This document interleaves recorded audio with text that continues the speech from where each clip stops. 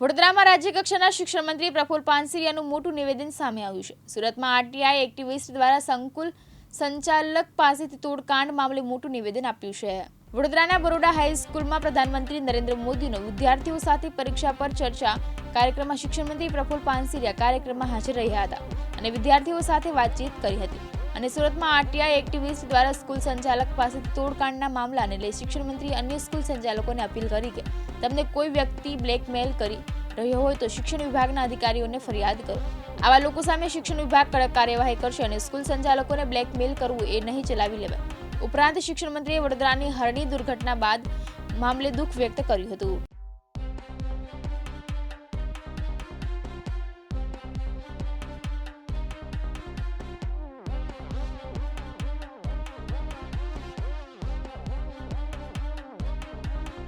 યુવાનો દીકરા દીકરીઓ જ્યારે પરીક્ષાની તૈયારી કરી હોય અને દેશના વડાપ્રધાન એને માર્ગદર્શન આપે, એમની સાથે વાત કરે અને પૂરા ભારતની અંદર દરેક શાળાઓ અને કોલેજ એમના સુધી આ મેસેજ જાય, આ સૌથી ભારતના ઇતિહાસમાં એક મોટી ઘટના છે।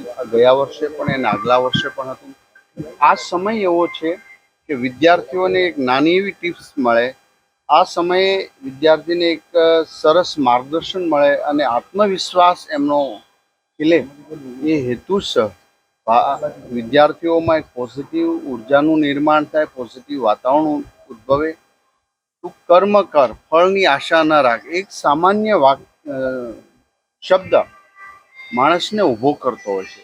ત્યારે આવા લાખો વિદ્યાર્થીઓ જ્યારે આ એજ છે, જ્યારે એને થોડું એવું મોટિવેશન મળે તો એ ચોક્કસ પ્રકારે સફળ થતા હોય ને મેન્ટલી રીતે અથવા તો ડિપ્રેશનમાં વગેરે ઘણા આપણા જ બાળકો હોય છે, વિદ્યાર્થી એ વિદ્યાર્થી હોય છે। તો આવી નાની ટિપ્સથી એમના ઘણીવાર ઉર્જાનો ખીલતી હોય છે।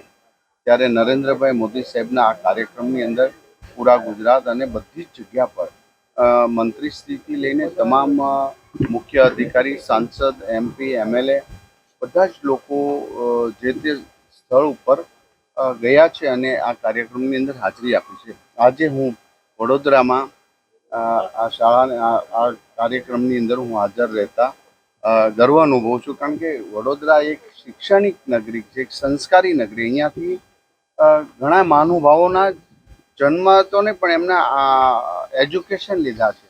એ નગરીના તમામ સારસ્વત મિત્રોને વંદન કરું।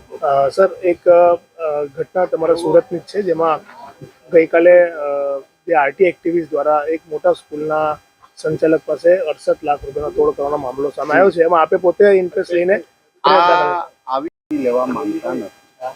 આ બાબતની અંદર હજી પણ કોઈ શાળાને આ રીતના બ્લેકમેલિંગ કરનાર આ તત્વ જે પકડાણો છે, કોઈ પણ આવું હોય તો સામે આવે। અમારા અધિકારી મિત્રો એમની તપાસ કરી રહ્યા છે અને એમની ફરિયાદ પણ લઈ રહ્યા છે। જેટલા આવા ભોગ બનેલા શાળાના સંચાલકો, ટ્રસ્ટી સામે આવશે, સરકાર એમની સાથે। શિક્ષણ મંત્રી તરીકે તમે શું એમને આશ્વાસન આપો છો?